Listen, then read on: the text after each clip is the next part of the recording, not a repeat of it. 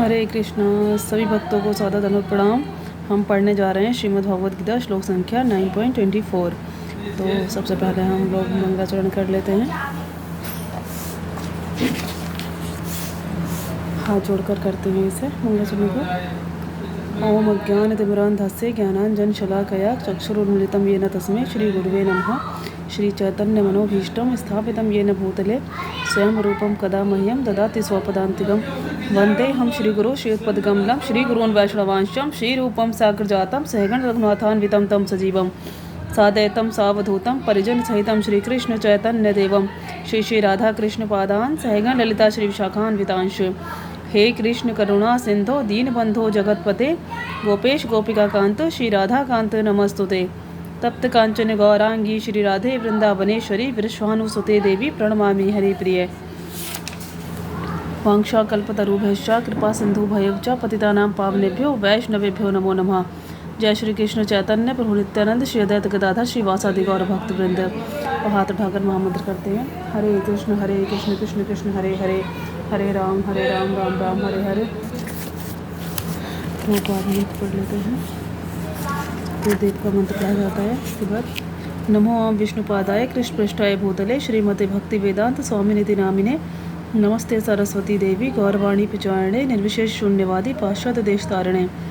मूकं करोति वाचालं पंगुं गलयते गिरं यत्र पात्रं हम वन्दे श्रीगुरुदीनतारणं श्री चैतन्येश्वरं श्री परमानंद माधवम। हम पढ़ते हैं श्लोक संख्या 9.24।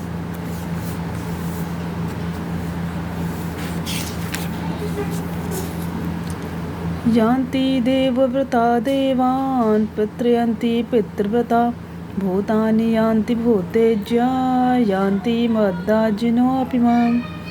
यान्ति जाते हैं देवव्रता देवताओं के उपासक देवान देवताओं के पास, पितरन पितरों के पास, यान्ति जाते हैं पितृव्रता पितरों के उपासक, भूतानी भूत प्रेतों के पास, यान्ति जाते हैं भूत इज्जा भूत प्रेतों के उपासक, यान्ति जाते हैं मत मेरे याजिन भक्तगण अपि लेकिन माम मेरे पास।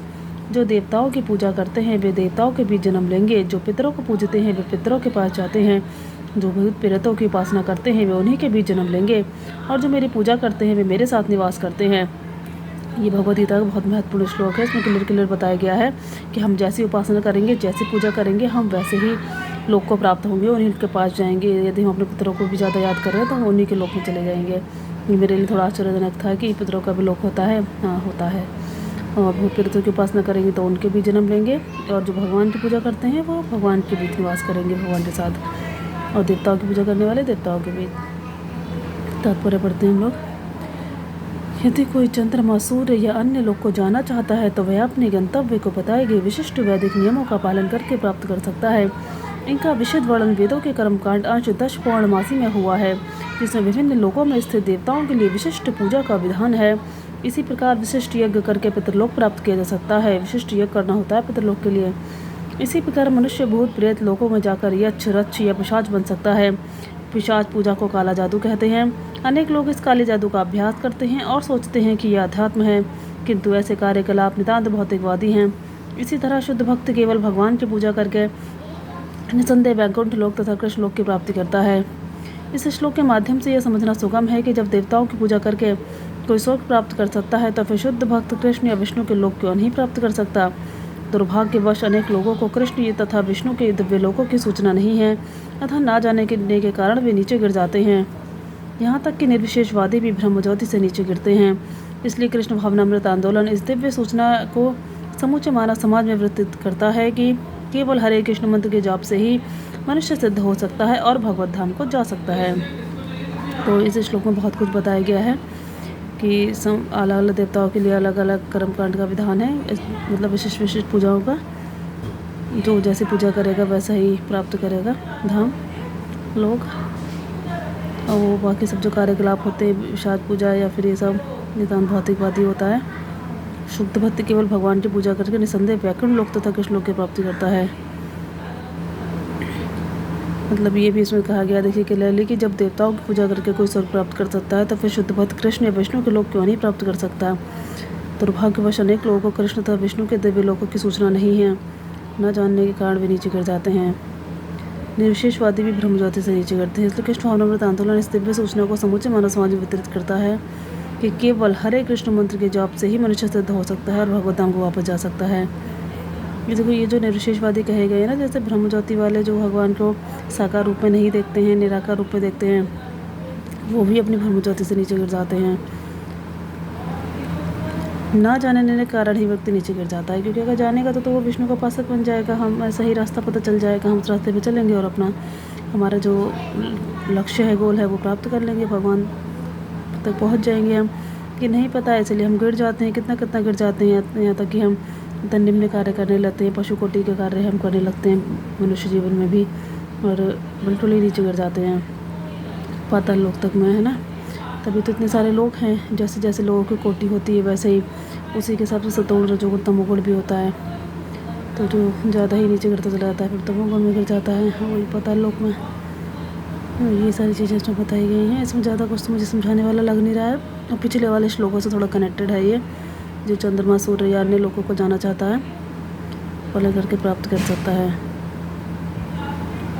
तो इस पूरे श्लोक में हमें एक बात समझ में आती है, जो जैसी उपासना करेगा, जैसे व्यक्ति को पूजेगा, जैसे भगवान को पूजेगा, जो देवता को पूजेगा, जो पितरों को पूजेगा, वो वैसे ही लोक में जाएगा। इसलिए हमें विशेषतः ध्यान रखना है कि हम किनकी पूजा कर रहे हैं, किन्हें पूज रहे हैं। तो हमें सब कुछ हमारे अपने कर्म पर निर्भर है कि हम जैसा कर्म करते हैं हम वैसा ही लोक, वैसा ही स्थान प्राप्त करेंगे। तो इसे श्लोक को और डिटेल में समझा पड़ा जा सकता है, बट फिलहाल तो मुझे इतना ही समझ में आ रहा है, ज़्यादा इसमें समझाने लायक कुछ लग नहीं रहा है ना। डिफरेंट चीज़ें बताई गई हैं।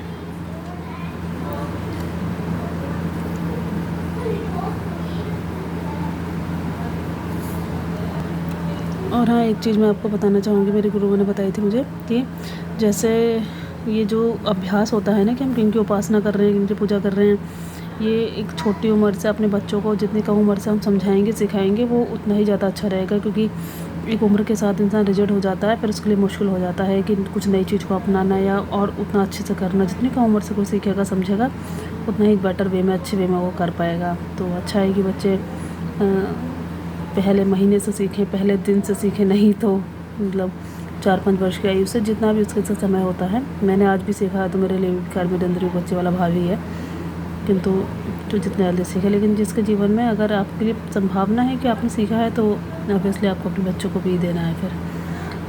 तो बाकी बहुत एक्स्ट्रा डिटेल में हम लोग जूम या गूगल मीट पे भी पढ़ सकते हैं, जिसमें हम क्वेश्चन आंसर ले सकते हैं। अगर में कोई क्वेश्चन हो तो आप कमेंट में पूछ सकते हैं मुझसे, या फिर अलग से भी मैं जूम लिंक दूँगी इस पर, जूम या मीट कर। हरे कृष्णा, सभी भक्तों में प्रणाम। बहुत बहुत धन्यवाद आपका वीडियो देखने के लिए।